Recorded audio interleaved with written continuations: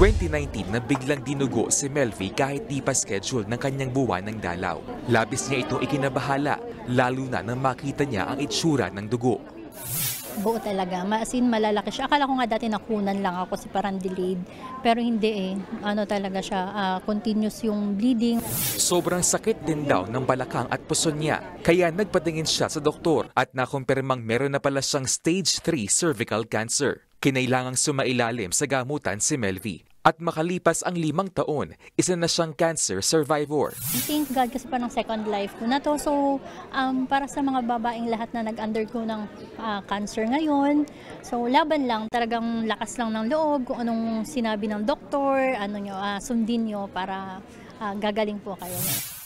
Pangunahing sanhi na cervical cancer ang human papilloma virus o HPV, isang uri na virus na pwedeng maipasa sa pamamagitan ng pakikipagtalik. Mga babaeng edad 30 pataas ang madalas tamaan nito. Dito sa Pilipinas, umabot sa halos 9,000 ang kaso ng cervical cancer noong 2022. Higit kalahati dyan namatay. Pangatlo ang cervical cancer sa mga nangungunang uri ng cancer sa mga kababaihan sa bansa.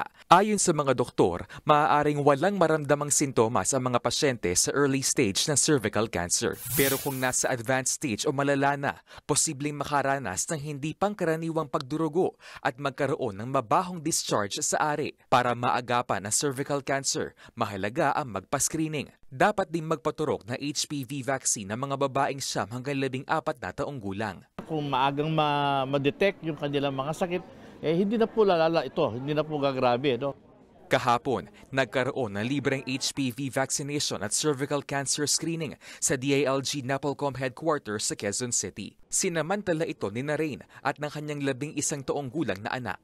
Para sa peace of mind ko din po talaga. So para hanggat maaga, kung ano man ang maging result or kung ano man ang sakit na makikita is mapapagamot agad. Hindi yung late ko na malalaman. Ayon sa DOH, inilalapit nila sa publiko ang gamutan para sa cervical cancer pati na ang HPV vaccination. May benefit package din ng PhilHealth para sa mga pasyenteng tinamaan ng sakit. Nagbabalita mula sa Frontline, JC Cosico, News 5. Mga kapatid, Nikki de Guzman po, iba na ang may alam at may pakialam sa panahon ngayon. Para sa tuloy-tuloy na balitaan sa Frontline kahit weekend, mag-follow at mag-subscribe sa social media pages ng News 5.